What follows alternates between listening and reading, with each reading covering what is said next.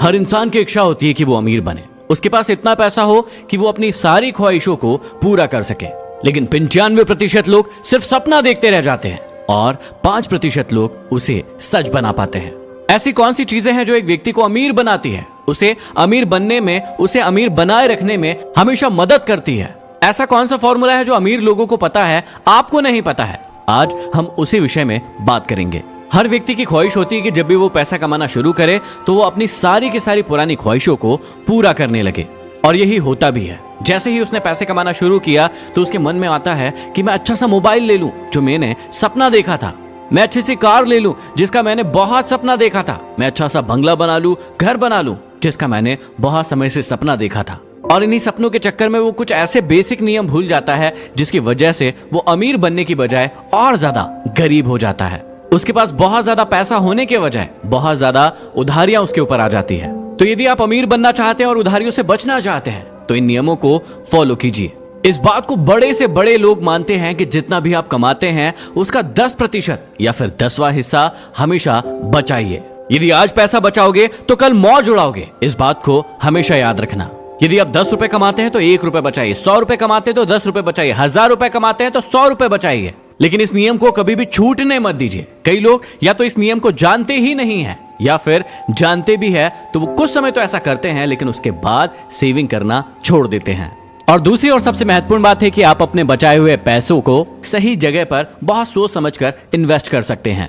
तो यदि आप अपने पैसे को एक अच्छी जगह पर इन्वेस्ट करना चाहते हैं तो आप इन्वेस्ट कर सकते हैं CoinDCX Go ऐप पर। ये इंडिया का सबसे सेफ और सिक्योर प्लेटफॉर्म है क्रिप्टो करेंसी में इन्वेस्ट करने के लिए। तो सबसे पहले आपको इसके एप्लीकेशन को डाउनलोड करना है, फिर उसमें अपने आप को रजिस्टर करना है, इसके बाद अपना बैंक अकाउंट लिंक करना है और अपना KYC कंप्लीट करना है। और ये कंप्लीट प्रोसीजर बहुत ही सेफ और सिक्योर है। और इसके बाद डायरेक्टली आप इसमें पैसा डिपॉजिट कर सकते हो 100 रुपए के मिनिमम बैलेंस के साथ, और उसके बाद आप शुरू कर सकते हो क्रिप्टो करेंसी में इन्वेस्ट करना। यहाँ पर आप मिनिमम 10 रुपए के साथ भी अपना इन्वेस्टमेंट शुरू कर सकते हैं। इस कंप्लीट प्रोसीजर में यहाँ पर आपसे कोई भी ट्रांजैक्शन फी नहीं लिया जाता है और इस प्लेटफॉर्म के जरिए आप टॉप कॉइन्स में इन्वेस्ट कर सकते हो। और यदि आप इस प्लेटफॉर्म की सिक्योरिटी के बारे में पूछना चाहते हैं तो ये प्लेटफॉर्म है ISO सर्टिफाइड प्लेटफॉर्म और ये बिटगो के द्वारा भी सिक्योर्ड है, इसलिए यहाँ पर आपके सारे ट्रांजैक्शन और सारे डिपॉजिट बहुत ही सेफ रहेंगे। और यहाँ पर आपको 24/7 डेस्क सपोर्ट भी मिलता है। इसका लिंक डिस्क्रिप्शन में है, एक बार आप इसे जरूर चेक करें। तीसरी बात, हमेशा याद रखना कि रिस्क लेना बहुत अच्छी बात है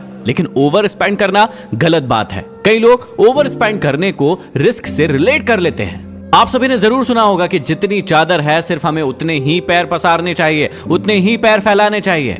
इसका मतलब यह होता है कि यदि आप 10,000 रुपए कमा रहे हैं तो आपको सबसे पहले तो 1,000 बचाना चाहिए। अब आपके पास बचे हैं 9,000। 9,000 में से कुछ खर्च ऐसे होंगे जो होना ही है, जो तय है कि वो होंगे ही, क्योंकि वो आपकी बेसिक नीड्स है। अब उसके बाद कुछ खर्च आप अपनी खुशी के लिए और अपने परिवार की खुशी के लिए करेंगे और बाकी पैसे को सेफ रखेंगे। लेकिन बहुत सारे लोग ऐसे हैं जो कमाते महीने में 10,000 है लेकिन उनके खर्चे 15 या 20,000 होते हैं। इसे ही कहते हैं चादर से पैर बाहर करना। अब इस बात को उदाहरण से समझते हैं। किसी व्यक्ति की सैलरी है 10,000 रुपए लेकिन उसने 70,000 रुपए का आईफोन खरीद लिया क्योंकि उसका ड्रीम था कि जब मैं कमाना शुरू करूंगा तो मेरे पास आईफोन होना चाहिए। और कई लोग वाकई में ऐसा करते भी है। अब मान लीजिए कि उसने किश्तों पर आईफोन खरीद भी लिया लेकिन उसकी किश्त आई 5,000 रुपए महीना।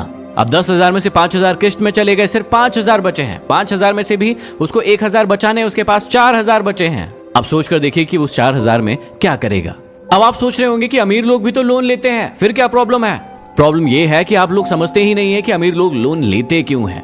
जब उनके पास 1 करोड़ रुपए होता है तब वो 1 लाख का लोन लेते हैं या 2 लाख का लोन लेते हैं, और वो भी सिर्फ दिखाने के लिए। जब उनके पास 10 करोड़ का लोन होता है तब वो 1 करोड़ का लोन लेते हैं, क्योंकि उन्हें बहुत अच्छे से पता होता है कि मैं इस लोन को अपनी जमा पूंजी से चुका सकता हूं।